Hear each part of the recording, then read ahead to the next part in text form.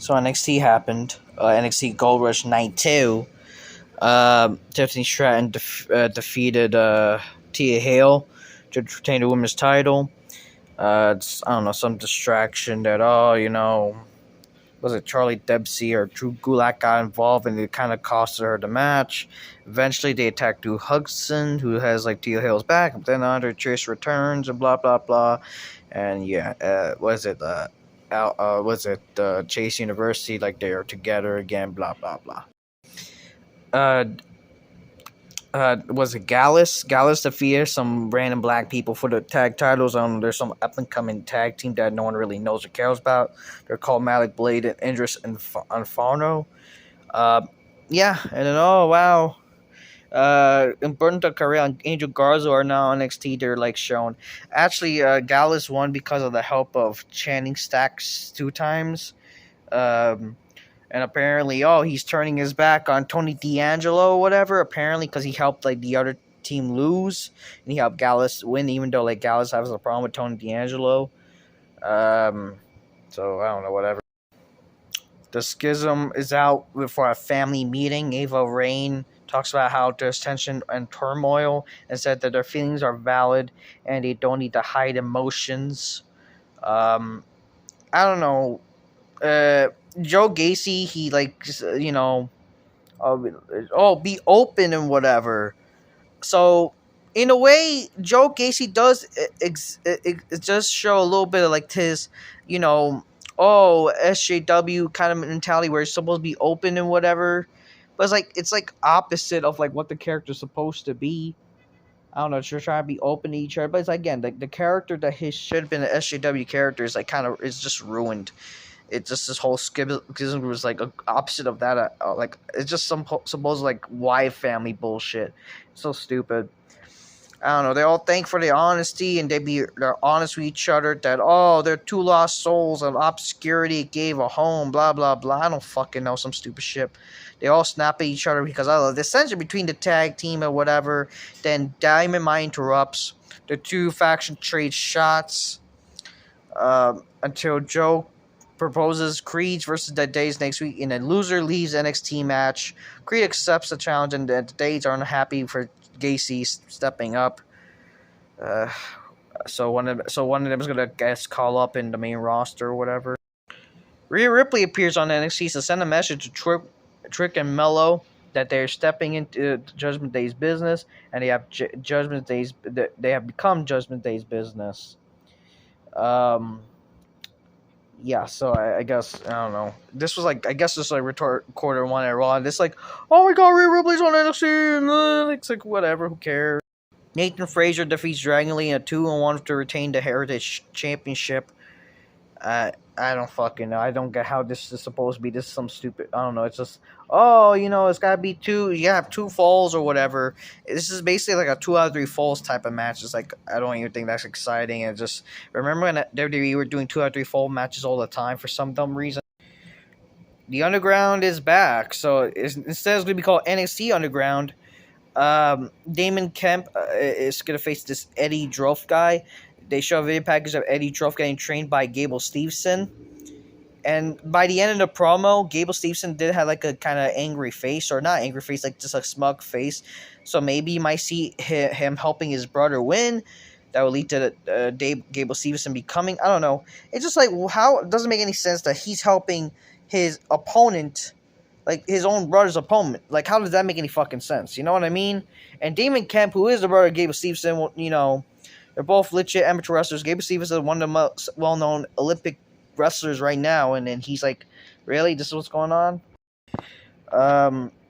Mustafa proceeds to act like pretty gay when he's like, oh, yeah, you win, man. And he's like dancing and shit, like, and then like, oh, you didn't call it down the middle, bruh. And then like, you did not call it down the middle, man. Like, I don't know, in his British good day, mate. You did not really cut it down the middle. It's like, whatever, who fucking cares? It's some bullshit. Like, damn well it's gonna lead some triple threat bullshit. Like, we gotta keep it down to the middle. We don't want shots. Like, who gives a fuck?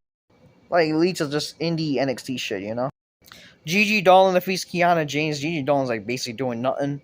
And after the match, Kiana James attacks her with a bag that contains orange and blue paint, and she dumps it on Gigi. Uh, okay, they're just treating her like she's just treating Gigi like trash. Like this again, this sexual attraction shit just kind of fucking fucked everything, you know. They're on shame with that, all because Main Rose had like got released. Um, Joe Coffey visits Tony D'Angelo in jail. Tony wants to know how Joe got his visitation list, and Joe says he knows people too. Tony thought Stacks took Joe to a long ride, but Joe says he has a lot has changed since Tony had got locked up. Tony says Gallows are rats who locked him up, and Stacks will handle them. Tony says he must have triple team Stacks. Joe says the underboss has a mind of his own. Tony says Stacks is not the underboss. Stacks is family. And then Joe says Stacks stole him out, but Tony does not believe it. Joe pulls out a phone and plays a recording of Stacks working out a deal with Joe to lay low for a week. Stacks is also heard saying he's done being underboss and the new don of the streets. So they're trying to tease some idea that, Joe Gacy, they're trying to tease an idea that I guess they're going to lead to now, it was all along that Stacks betrayed, like, Tony D'Angelo, whatever. This goal could be a ruse, we don't know, but it's just, like, in my opinion, it just really, I don't know how that makes any sense and why this is happening or whatever. I don't know. That's my opinion. I don't even think I don't know. As long as they make it work. Or I don't know. Just in my opinion, I hope it's kind of like a ruse because I do think like Stacks and Tony D'Angelo are a good duo. So there you go. Okay, so this is like the big thing of the show. Baron Corbin goes back to like the lone wolf gimmick, but it's like again, what is the lone wolf? Like he just dressed as dark, mysterious. He has like his old theme NXT song. It's not like I Bring the Darkness, the song that Jim Johnson made. I guess they don't have the rights to those songs anymore that because Jim Johnson left WWE, unfortunately. It's like the NXT songs, like, I'm not really a fan of the theme. I don't really get what the lone wolf gimmick is supposed to be. He's a lone wolf. Like, what does that mean, people? That he's the lone wolf? Like, he's on his own, like, and he was, like, don't go to hurt people? Like, I don't even think that's not really, like, a unique gimmick. You know what I mean? Like, I think the only gimmick that was unique with Baron Corbin was literally the bum-ass Corbin video gimmick where he was, like, homeless. That's, like, the only interesting thing, and unfortunately. Unless they actually try to make him interesting and tough, but the thing is, like, he's kind of too late, you know what I mean? And he still loses, like, come on. So, Baron Corbin, even though it's not even the same look, but it's like, yeah, whatever. He loses to Carmelo Hayes. I saw the match, like, it looked fine. It just, like, if anything, it's like, sure, Baron Corbin's he's back to being a better gimmick, even though it's really no different than, like, D-Jack or whatever. It's like, these typical, I'm going to hurt you type of wrestler, you know what I mean? It's no different, but, like, it's the same kind of gimmick. But, I mean, it's better than anything, I would say. At least he has a better theme. I mean, it's a better theme than the current theme and the stupid new gimmick that he has had, that's Happy Corbin. Like, I would rather the homeless Corbin, or I just rather he bring back I Bring the Darkness. Like, I think that song was a good song, and he should have established, like, a cool gimmick, like, as, like, if he's gonna be the lone wolf, like, what makes him cool? What makes him tough? Like, what's his drive? What's his story? What's his character? You know what I mean?